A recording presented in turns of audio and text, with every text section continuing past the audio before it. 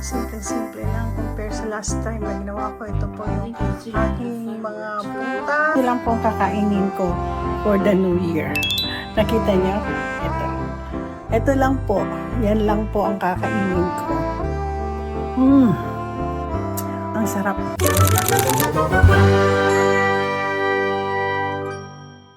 Happy New Year sa inyo! Ako po ay maghahanda na po alas 4 na ng hapon dito. Ako po ay maghahanda ng pang New Year namin. In-invite ko si mother-in-law to come over and have dinner with us. Okay?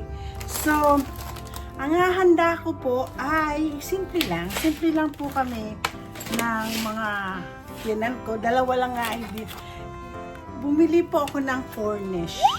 Cornish is a small chicken. Maliit lang po siya, maliit. Oo. So ngayon, mahal din. Sa isang maliit, 9.19. Ito naman 10.07. Oo, mahal po talaga itong klaseng pagkain ito. Ito yung kinakain ng mga mayayaman. So gagawa din po ako ng pasta. Pero yung pasta na ito, para po siyang kanin.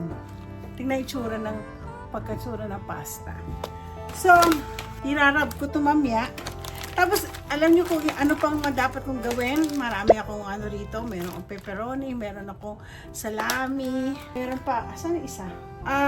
Meron po kasi ako rito tinatawag namin. Pakita ko sa inyo. Ito yung charcuterie.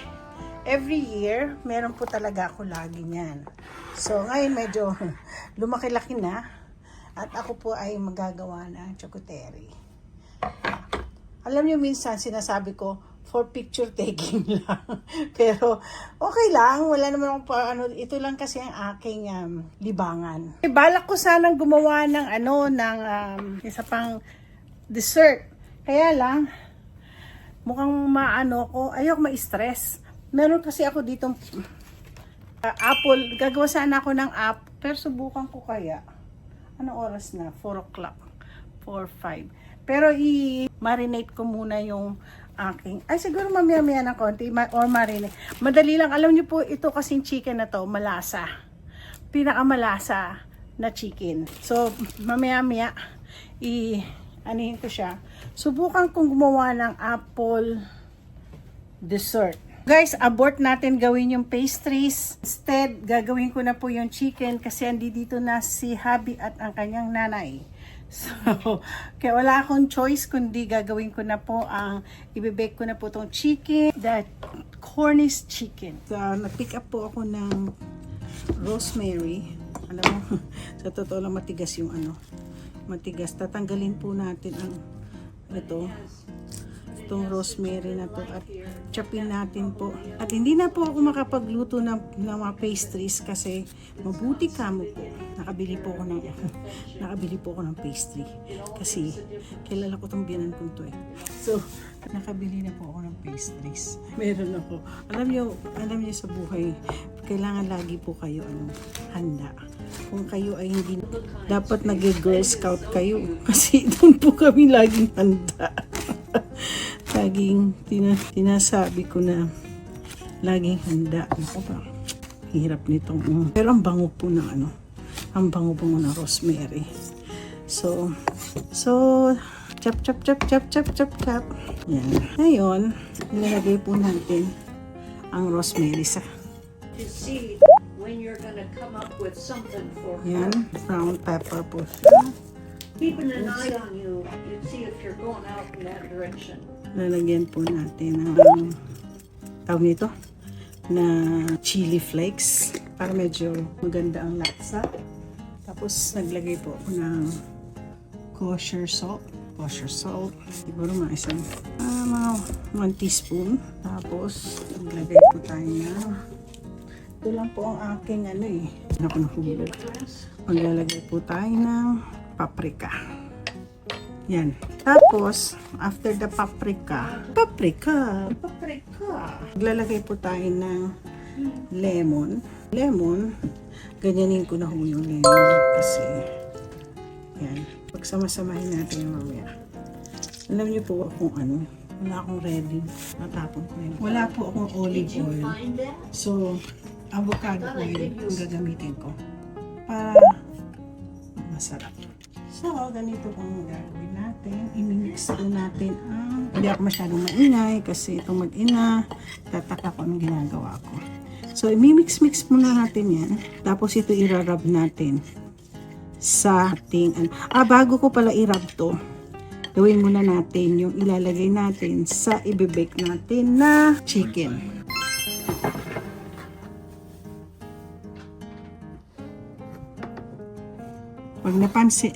Pag napansin nyo po, meron po akong potato dito na ilalagay po natin dito. Ako, sana pala kanina pala wala ako nag-ano. Alam mo minsan mga puti, hindi sila yung typical na kagaya sa atin na mali. Lagi tayong late. Sila hindi po. So, ikakat lang natin yung ating potato into half. Half lang. Tapos ito, ayan. Half yan. Naku, meron pala ako nakalimutan bilhin. Yung ano. So, ilalagay po natin dito sa ating pan. Oo, dito natin ilalagay. So, marami pa ho to. Ginawa ko pong yung hindi yung ganito ang pagkakat ko kasi para hindi po sila. Tingnan natin kung tama lang. Ayoko ko nang ilagay lahat. Yan. So, siguro pwede pa. Dalawa pang puti. Puting patatas. Ito yung tinatawag naming ano na nga yun? Yukon. Lalagay pa ba natin? O sige. Okay na yan. So ngayon, lagyan natin ng ng So they're getting warmed up. ng sibuyas. Ang ito. There. Pero wag naman masyado. Wag masyado. Wag natin lalagyan ng madami. Konti lang. People are all over the world. They go there. Para malasa-lasa yung ating Lalagyan natin. Tapos lalagyan ko po yan ng bawang. Ngayon meron na ako kong bawang. Lalagay natin siya all over.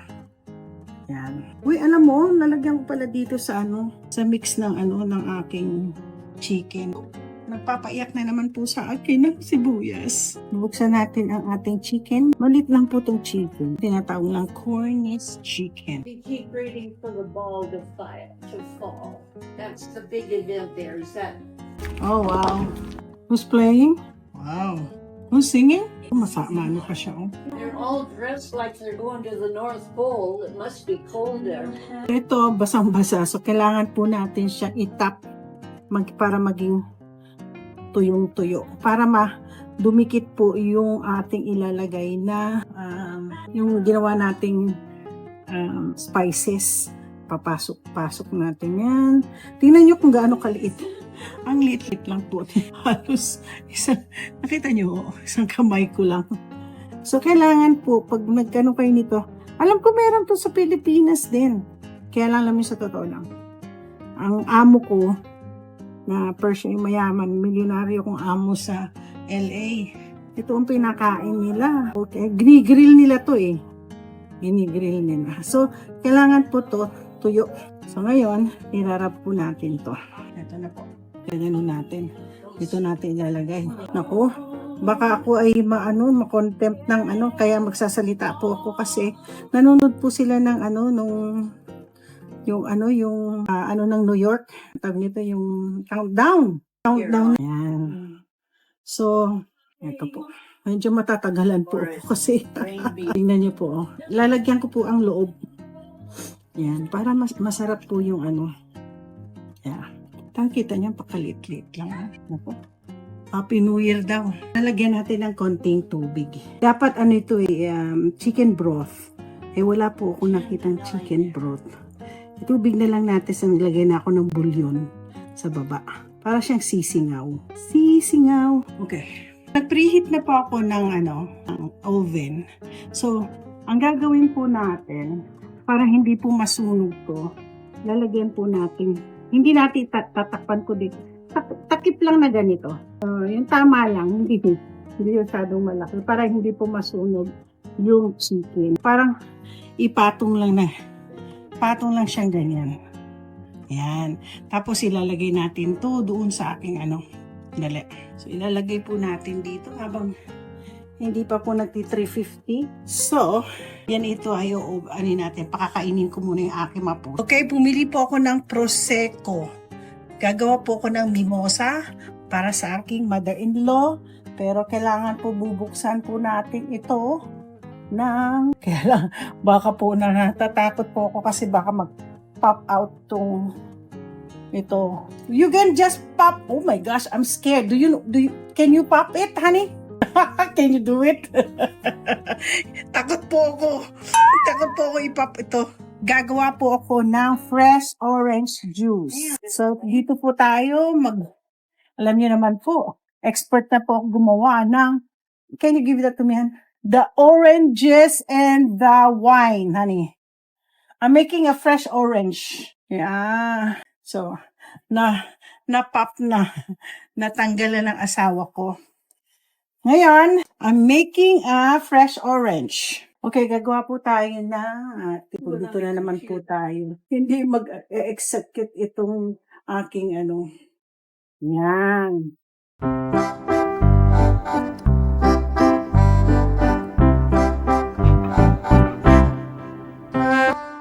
Itong ginawa nating fresh orange, ilalagay po natin dito sa ating pichel. Mukhang konti lang po to. Madami yata tayo.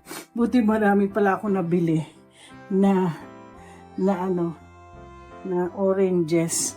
So gagawa po tayo ng madami pang oranges.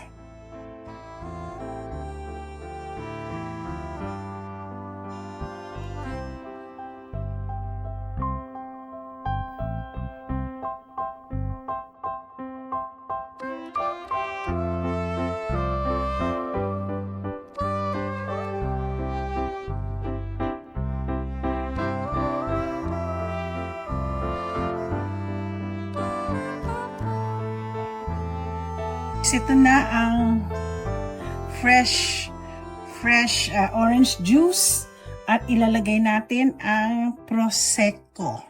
So ilalagay na natin lahat ng punong-puno yung Prosecco. Wala po kasi akong wine stirrer, tsaka mahaba to. Ayan. Ito ang tinatawag na, ito yung favorite na inumin ko, lalo na pag nagfa-fly ako sa Delta. Hindi ko lang alam kung hindi ko ito sinubukan na humingi nung sumakay ako sa Philippine Airlines at saka sa Japan Airlines. Ano pa bang ibang, I did sa Turkish Air at saka sa yung sa may Italy. Sa Italy meron po Alitalia. Oo. Nakahingi po ako ng mimosa kasi sa inis ko gusto kong uminom. so far hindi ko pa ito ipapainom sa biyanan ko kasi gusto ko palamigin ang tinatawag naming mimosa. Ay, ayaw po ipasok. So ang kailangan natin ay ito, ang takip. Wag ninyong itapon kasi ito pwede nyo na itapon at least ito may pantakip. Pagdating sa mga wine, kapag gusto nyong malamig na wine, wag yung lalagyan ang wine, red or white wine or any wine ng ice. Ilalagay nyo yung ice dito po. Tapos ilalagay nyo yung drinks dito. Tapos ilalagay nyo ang wine. Di ba nalala nyo sa mga pag nagbibili kayo ng red and white wine, lagi naka-chill sa isang ganito. So, ganun dapat. Hindi nyo nilalagay sa loob mismo ng wine. Natawa ako no, one time may umiinom, may ice yung kanyang red wine. Okay guys, tignan niyo, nilagyan ko po ng ice yung paligid. Siguro magdadagdag pa ako ng aking mimosa. Dami Marami kasi yung aking So magdadagdag pa po ako ng Prosecco. It's Sydney. So, laganin muna natin to. So isasara ko muna siya. Oops. Sasara ko muna to. So at least nakatapos po ako ng isa. Right now, I wanna do the charcuterie. So I'm making the charcuterie. What I'm gonna do with charcuterie, gagawa po ako ng charcuterie. Terry.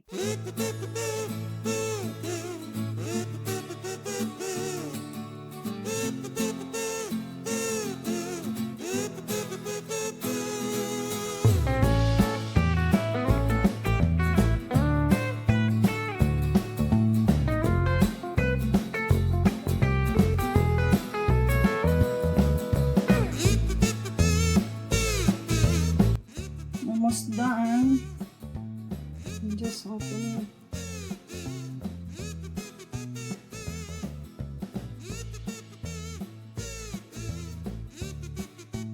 Guys, ito ay ang ginawa ko na anakachuteri.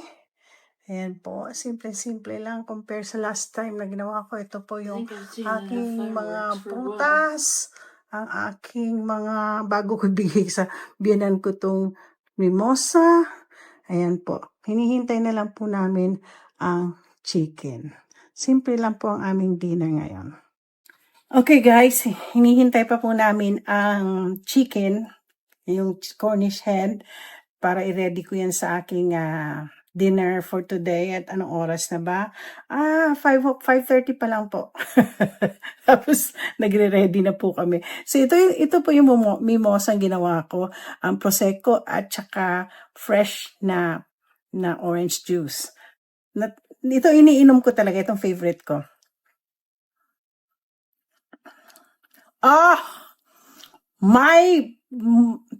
My mimosa is more better than because of the orange juice is so fresh. Mas masarap pa po yung ginawa ko.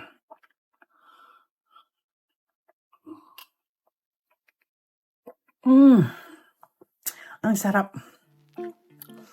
Sana hindi ako malasing. Ang salad, dala ng mga asawa ko po ay Amerikano, at saka biyanan ko mga Amerikano.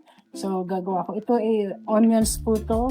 At ito isang mga hindi ko alam kung anong klaseng nuts to. Pero, fried siya eh, oh.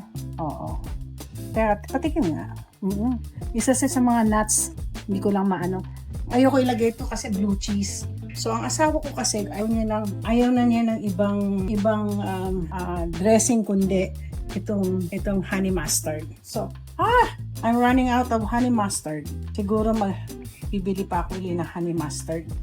Lagyan natin dyan. At ganyanin natin. While waiting for the chicken, my husband and my mother-in-law is watching the fireworks of the Philippines. Tingnan yung biyanan ko. Miss namin siya. Miss namin siya. Panoorin nyo. Yan. Nakita niyo yan? So, yan. Look at that. They're starting to... Oh, that's in Mall of Asia, honey. Mall of Asia. Tapos na. Hinati ko na lang. Gusto ni hubby. Isang buo ang kakainin niya. Yan. Isang buo. Si mother-in-law, maliit lang ang tiyan niya. So, ito. Tapos, meron po kami salad at red beets. Kakainin ko, nag-toast na po ako ng bread, yung itong favorite na bread ko. Ito yung sourdough. Nag-ano na ako, pero ang pipiliin kong kakainin ngayon is yung cheese. Itong, gagawa ko ng sarili ko ding cheese na lalagay ko dyan. Yan. Maglalagay din po ako dyan. O yan. Asan yung aking salsa? O diba? Mas gustuhin ko pang kumain ng ganito. Yung appetizer. Lalagyan ko po siya ng salsa na binili ko sa Whole Food. Yan. Ano ba yan? So maglalagay po tayo ng konting ganyan, salsa. Kikita ko ba niyo yung aking pagkain?